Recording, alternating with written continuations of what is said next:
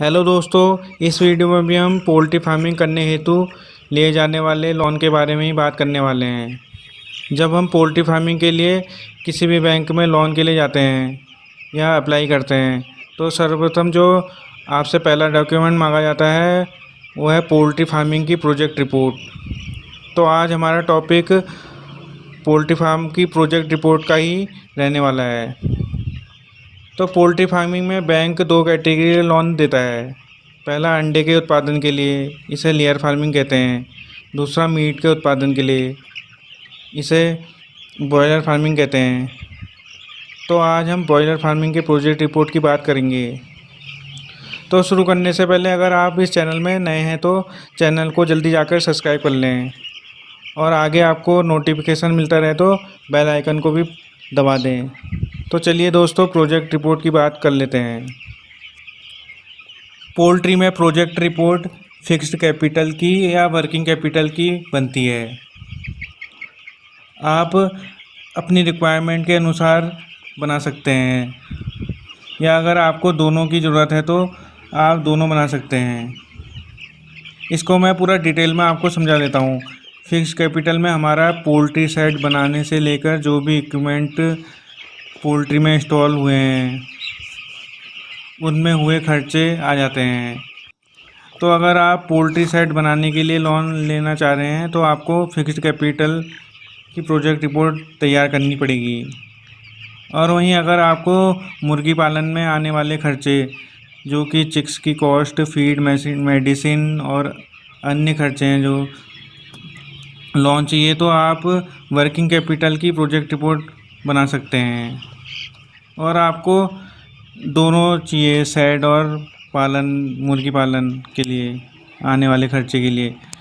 तो आप दोनों अपनी रिक्वायरमेंट के अनुसार आप दोनों की प्रोजेक्ट रिपोर्ट बना सकते हैं। तो सबसे पहले हम वर्किंग कैपिटल या ब्रॉयलर को पालने में आने वाले खर्चे की रिपोर्ट की जानकारी देख लेते हैं। तो सबसे पहले एक्सपेंडिचर होता है जो चिक्स का होता है। तो 1000 चिक्स लेने के लिए खर्च देखें तो इसका आमतौर पे चिक्स का रेट रहता है 25। तो ये हो जाता है 25,000 का खर्चा हो जाता है चिक्स में। फिर सेकंड एक्सपेंडिचर की बात करें तो वो फीड में आता है। फीड 1000 बर्ड्स में लगभग 5 प्री स्टार्टर, 15 स्टार्टर और 40 के करीब फिनिशर लग जाते हैं। तो प्री स्टार्टर का रेट करीब 2500 रुपये रहता है पर बैग, और स्टार्टर का 2450 और फिनिशर का करीब 2400 रुपये एस्टिमेट लगा लेते हैं। तो प्री स्टार्टर 5 × 2500 ये हो गया 12,500 रुपये, और स्टार्टर 15 × 2450 ये हो गया 36,750 रुपये, और फिनिशर 40 बैग × 2400 ये हो गया 96,000 रुपये। तो टोटल फीड एक्सपेंडिचर आ गया 1,45,250। और फिर मेडिसिन का एक्सपेंडिचर हुआ 5 रुपये बर्ड्स के हिसाब से 5,000 रुपये।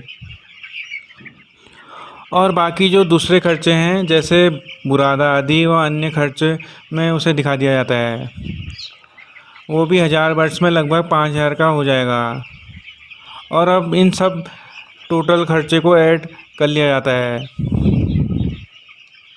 तो टोटल जो एक्सपेंडिचर रिपोर्ट में आया वो रहा 1,80,250 रुपये। अब रिपोर्ट में हमें प्रॉफिट और सेल्स की भी रिपोर्ट इस प्रोजेक्ट में दिखानी होती है। तो सेल्स की रिपोर्ट में हम टोटल वेट जो हम बर्ड्स सेल करते हैं उसका आता है। तो 1000 बर्ड्स 2 kg के हिसाब से लगा लेते हैं। तो 5% इसमें मॉडलिटी भी लगा लेते हैं।